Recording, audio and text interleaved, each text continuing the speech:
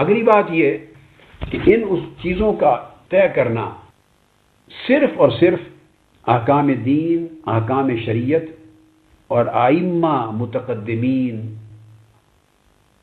ائمہ دین کے مقرر کردہ اصولوں کے مطابق ہونا چاہیے، نہ کہ اپنی مرضی، اپنی خواہش نفس، اپنی تمنا اور اپنے خود ساختہ تصور سے۔ ہمارے ہاں خرابی یہ ہے، یہ بات بڑی اہم ہے جو کر رہا ہوں، کہ ہم لوگ کسی نازک مسئلہ پہ جب وہ آتا ہے تو اس پر اپنی رائے قرآن و سنت اور ائمہ مجتہدین، جنہوں نے 14-15 صدیوں سے آقا علیہ الصلوۃ والسلام کا دین اور ان کی تعلیمات ہم تک منتقل کیے ہیں اور اس کے لیے اصول بنائے ہیں، قواعد بنائے ہیں، ضوابط بنائے ہیں، کلیات مقرر کیے ہیں، امثال دی ہیں، مثالیں دی ہیں، ان کا اطلاق کر کر کے سمجھایا ہے۔ ہم کیا کرتے ہیں کہ اس میں سے کسی چیز کا مطالعہ نہیں کرتے، اور رائے بناتے وقت یا فتویٰ دیتے وقت شرم تو وہ فتویٰ کہلاتا نہیں، جو کچھ ہم کرتے ہیں، جو کچھ ہم کر رہے ہیں یہ فتویٰ نہیں ہوتا، اس کو فتویٰ کا نام دے دیا جاتا ہے غلطی سے۔ یہ ہماری ذاتی رائے ہوائے نفس ہوتی ہے۔ ہوائے نفس کے پیچھے عصبیت بھی ہو سکتی ہے، دینی غیرت کا تصور بھی ہو سکتا ہے، یعنی یہ بھی نہیں کہ نیت خراب ہو، نیت درست ہو، غیرت دین کا غلط تصور ہے، علم کا فقدان ہے، معرفت کا فقدان ہے، خبرہ نہیں ہے، بصیرت نہیں ہے، فہم ضوابط نہیں ہے، فہم اصول نہیں، مطالعہ قواعد نہیں، صرف غیرت دین ہے، جوش ہے، جذبہ ہے، ایمانی غیرت ہے، اور اس کے ساتھ جہالت ہے۔ ہم جوش اور جہالت، غیرت دین اور جہالت کو ملا دیتے ہیں، عشق رسول کے تصور کو اور جہالت کو ملا دیتے ہیں۔ نتیجہ یہ ہوتا ہے کہ اس خلط ملط سے وہ برے نتائج پیدا ہوتے ہیں جس کا نقصان دین اسلام اور تعلیمات محمدی کو پہنچتا ہے۔ ہمارا پرابلم یہ ہے کہ ہم پہلے سے ایک ذہن بنا لیتے ہیں۔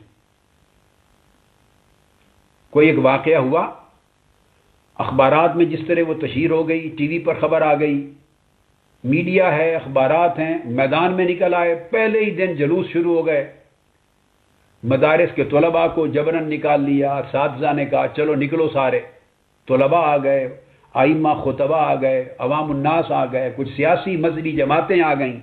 سیاسی جماعتوں کے کچھ ایجنڈے ہوتے ہیں، ایسی جماعتیں بھی ہیں جو گستاخی رسول کے مسئلے پر، اس موضوع پر آپ سے اتفاق بھی نہیں رکھتی، جن کا آپ کے ساتھ پچھلے 100 سال سے علمی اختلاف چل رہا ہے، وہ بھی آپ کے ساتھ شریک ہو جاتی ہیں۔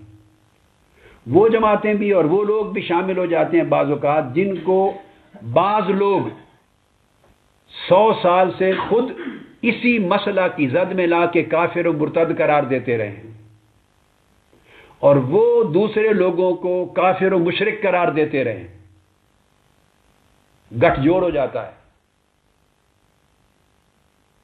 اب وہ سب امت مسلمہ بن جاتی، جن کو آپ 80 سال مسلمان نہیں ماننے کو تیار، کافر کہتے رہے ہیں، اور جن کے کفر میں شک کرنے والے کو بھی کافر کہتے رہے، اس انتہا تک چلے گئے،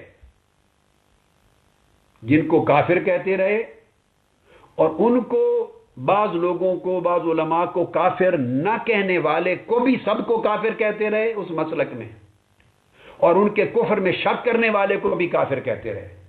زندگی تو ساری اس طرح سے گزری، اور وہ آپ کو بہت سے امور کی بنا پر مشرک کہتے رہے۔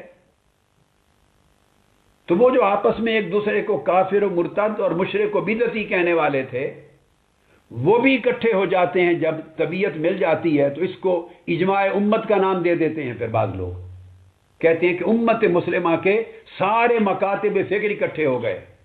یہ کون سی امت مسلمہ بنا لی آپ نے؟ کیا یہ امت 80 سال 100 سال پہلے ہی اس کو امت مسلمہ کہا ہوتا؟ تو کہتے ہیں کہ امت مسلمہ کے مکاتب فکر جمع ہو گئے۔ بھئی پچھلے 80 سال سے تو آپ انہیں امت مسلمہ سے خارج کرتے رہے، کافر، مرتد، گستاخان رسول، ان کے کفر میں شک کرنے والا، ان کو کافر نہ سمجھنے والا، جس نے خود گستاخی نہیں کی مگر وہ جن کی عبارات گستاخی پر محمول ہیں، ان کو کافر نہ کہنے والے سارے علماء اور ان کو ماننے والے سب کافر رہے 100 سال تک۔ اب وہ امت مسلمہ کے مکاتب فکر بن گئے۔ آپ پریس کانفرنس کرتے ہیں، آپ ٹی وی اور انٹرنیٹ پہ سٹیٹمنٹ دیتے ہیں، کہتے ہیں کہ پوری امت کا اور تمام مسلمانوں کے مکاتب فکر کا اس پر اتفاق ہو گیا ہے۔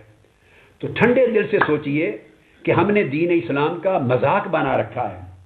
جب طبیعت چاہے تو پورے 100 سال کسی کو کافر و مرتد بن کے امت سے خارج کرتے رہیں، اور جب کسی ایک مسئلے پہ اکٹھے ہو جائے، تقویت مل جائے تو ان کو امت مسلمہ کے مسالک بنا دیں۔ وہ چاہیں تو آپ کو مشرک بناتے رہیں، جب اکٹھے ہو جائے تو امت مسلمہ بنا دیں۔ سوال یہ ہے کہ یہ ایک ربڑ اور موم کیوں بنا لیا ہے دین اسلام کو، احکام دین کو؟ قاعدہ ایک ہے، وہ ہوس نفس کے ساتھ کبھی نہیں بدلتا۔ قواعد تغیر حالات سے نہیں بدلتے، فروع بدلا کرتے ہیں، اصول نہیں بدلتے۔ یعنی کفر ایمان میں کبھی نہیں بدل سکتا تغیر حالات سے، اور ایمان کفر میں نہیں بدل سکتا۔ حالات 100 بدل جائیں سیاسی مصلحتوں کے تحت، ایک کافر مسلمان نہیں بن سکتا اور مسلمان کافر نہیں بن سکتا۔ آپ آئے روز کافروں کو مسلمان بناتے ہیں، مسلمانوں کو کافر بناتے ہیں۔ وجہ کیا ہے؟ کہ وجہ یہ ہے کہ ہم دین کے قیود، شروط، ضوابط اور قواعد سے اپنی رائے قائم نہیں کرتے۔ ہمارے ذہن آلریڈی آکیوپائیڈ ہیں، پہلے سے بنے ہوئے ہیں، خود ساختہ تصورات ہیں۔ اس کا نام ہم نے دین دے رکھا ہے، اور پھر دینی غیرت اس کو نام دے دیتے ہیں، مزید دینی غیرت کہہ دیتے ہیں، پھر اس کو غیرت ناموس رسالت کا نام دے دیتے ہیں۔ یہ اصطلاحات ہیں۔ اس طرح ایک طبقہ ہے، وہ بعض امور پر انہوں نے نام بنا رکھے ہیں، یہ غیرت توحید ہے، اور اس کی غیرت کے منافی جو عمل ہو، توحید کے منافی وہ شرک ہے، اور پھر وہ اس کے بعد آیتیں پڑھنا شروع کر دیں گے، سب کچھ بخشا جائے گا سوائے شرک کے۔ یہ طے کیے بغیر کہ جسے مشرک بنا کے آپ خارج از اسلام کر رہے ہیں، وہ عمل یا عقیدہ شرک ہے بھی یا نہیں، بحث تو اس پر ہے۔ اس کا کیا تعلق ہے کہ آپ 50 آیتیں اور حدیثیں پڑھ کے سنا دیں کہ جو شرک کرے گا جہنم میں جائے گا، بخشا نہیں جائے گا، مشرک بخشا نہیں جائے گا، مشرک کی یہ سزا ہے۔ آپ 100 دلائل دے دیں قرآن و سنت کے، یہ زیر بحث ہی نہیں ہے۔ مشرک کے کافر ہونے، جہنمی ہونے پر کس کو اختلاف ہے؟ بحث تو یہ ہے کہ جس شخص کو آپ مشرک قرار دے رہے ہیں وہ مشرک بنتا ہے یا نہیں۔ اگر بنتا ہے تو کسی اصول، قاعدے اور ضابطے سے بنتا ہے یا آپ کے فرمانے سے بنتا ہے؟ آپ کی ہوس نفس اور آپ کے فتویٰ کی تلوار سے مشرک بن گیا ہے۔ یہ ہے بنیادی چیز۔ تو ایک طبقے کے پاس ہر ایک نے تلواریں اور اسلحے اٹھا لیے ہیں، ایک کے پاس اسلحہ شرک ہے۔ وہ جب گرمی میں آتا ہے، جوش میں آتا ہے، وہ مشرک بنا دیتا ہے، خواہ پوری امت کو مشرک بنانا پڑے۔ اور میں تو اس کو 30 سال سے فیس کر رہا ہوں، میں تو جنگ لڑ رہا ہوں امت کو مشرک بنانے والوں کے خلاف، 30 سال سے جنگ لڑ رہا ہوں۔ اور وہ کرتے کیا ہیں؟ آیتیں پڑھیں گے، حدیثیں پڑھیں گے، بس اس طرف آئیں گے ہی نہیں کہ یہ شرک بنتا ہے یا نہیں بنتا۔ وہ شرک کی مذمت پر آئیں گے، شرک کے رد پر آئیں گے، مشرک کے جہنمی ہونے پر آئیں گے، کافر ہونے پر آئیں گے۔ تو گویا خلط مبحث کر دیا۔ جو موضوع طے کرنے والا تھا اس طرف ہی نہیں آئے، اور بات پہ چل پڑے، لوگوں کے اس جذبات اچھال دیے، مشتعل کر دیا۔ تو ایک طبقے نے شرک کا ہتھیار اٹھا لیا، ایک طبقے نے جو اس سے ذرا نرم ہے اس نے بدعت کا ہتھیار اٹھا لیا، اور اپنے مخالف عقیدہ رکھنے والے شخص کے ہر فعل کو بدعت کر دیا۔ آقا علیہ السلام کا میلاد کیا، بدعت ہو گئی، صلاۃ و سلام کھڑے ہو کے پڑھا، بدعت ہو گئی، ہاتھ چومے، بدعت ہو گئی، اولیاء اللہ کے مزار پہ گئے، بدعت ہو گئی، الغرض نمازوں کے بعد مصافحہ کیا، بدعت ہو گئی۔ ہزارہا ایسے اعمال ہیں، اس کو بدعت کہا، اور یہ تفریق بھی نہیں کی کہ بدعت حسنہ ہے یا سیئہ، محمودہ ہے یا مذمومہ۔ بدعت ہوئی، اس کو کل بدعت دلالہ لگایا، اور کل دلالۃ فی النار، اٹھا کے جہنم میں پھینک دیا اس کو۔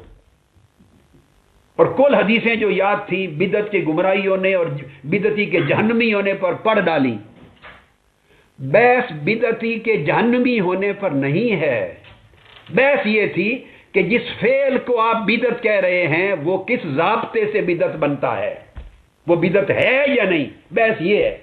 حضرات محترم، جس طرح آپ لوگ اہل سنت کا سواد اعظم 100 سال سے ان دو تلواروں کی زد میں رہا ہے، ناجائز شرک اور بدعت کی زد میں، اور آپ یہ کہتے رہے ہیں کہ شرک کہاں سے ثابت ہوا، بدعت کہاں سے ثابت ہوئی. بھئی یہاں اگر بدعت مذمومہ ثابت ہو جائے، دلالہ بدعت دلالہ ثابت ہو جائے تو ہمیں اختلاف نہیں ہے اس کے جہنمی ہونے کی. ہاں اگر شرک ثابت ہو جائے تو ہمیں اختلاف نہیں ہے مشرک کافر ہو گیا، اس پر کوئی اختلاف نہیں. ان کے یہ ہتھیار تھے، آپ پہ برتتے رہے.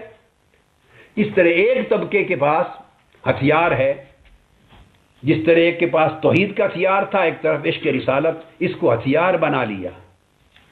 جس کے خلاف ہوئے سیدھا گستاخ رسول کا فتویٰ لگا دیا، رستے میں رکنا ہی نہیں ہے. جیسے انہوں نے سیدھا مشرک کا فتویٰ لگا دیا، سیدھا بدعتی کا فتویٰ لگا دیا، کوئی رستے میں قیام ہی نہیں، منظر ہی کوئی نہیں، پڑاؤ ہی نہیں کرنا. اس طرح کچھ احباب کا وتیرہ ہو گیا ہے کہ جس پر گرم ہوئے، اختلاف ہوا، سیدھا اٹھا کے گستاخ رسول، پھر گستاخ رسول چونکہ کافر و مرتد ہے، پھر وہ جہنمی ہے، پھر واجب القتل ہے. اگلے سارے احکام شروع ہو گئے. اگلے احکام سے تو بحث نہیں تھی. جب کوئی گستاخ رسول ثابت ہو گیا تو وہ کافر بھی ہوا، مرتد بھی ہوا، جہنمی بھی ہوا، وہ بے ایمان جہنم کا کتا بھی ہو گیا. یہ سب کچھ جائز ہے، درست ہے.